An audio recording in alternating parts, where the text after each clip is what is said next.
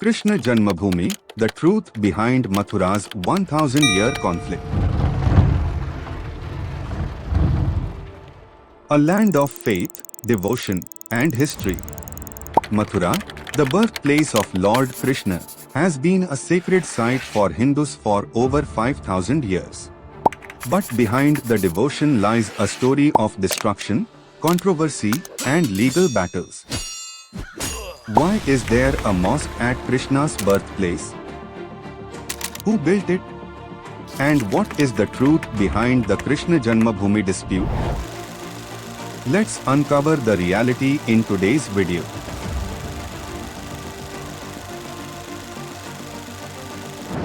Mathura, one of the 7 holiest cities in Hinduism, mentioned in the Mahabharata, Puranas, and ancient texts. According to Hindu beliefs, over 5,000 years ago, Lord Krishna was born here inside a prison cell where his parents, Vasudeva and Devaki, were imprisoned by King Kansa.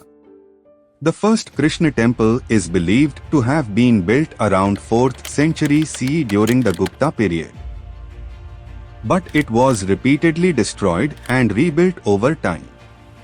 In 1017 to 1018 CE, Mahmud of Ghazni, a Turkish invader, looted and destroyed the Krishna temple. In 1192 CE, Qutbuddin Aibak, a general of Muhammad Ghori, again demolished the temple. In 1618 CE, Raja Veer Singh Bundela of Orchha rebuilt the temple during Mughal Emperor Jahangir's reign. But in 1670 CE, the most significant destruction happened. The Mughal Emperor Aurangzeb ordered the complete demolition of the Krishna temple, and in its place, he built the Shahi Eidgah Mosque. During British rule, Hindu leaders tried to reclaim the land. In 1815, a Hindu merchant, Raja Patnimal, even bought the land at an auction, but was unable to take control due to legal hurdles. In 1951, after independence, the Sri Krishna Janmasthan Trust was formed to manage the temple affairs. In 1968, an agreement was signed between the Sri Krishna Janmasthan Trust and the Shahi Eidgah Mosque Committee. The agreement allowed the mosque to remain, while Hindus continued using the adjacent temple. But was this fair? Many Hindu groups claim the agreement was forced and unfair. They argue that Mathura, just like Ayodhya, should be restored to its original status.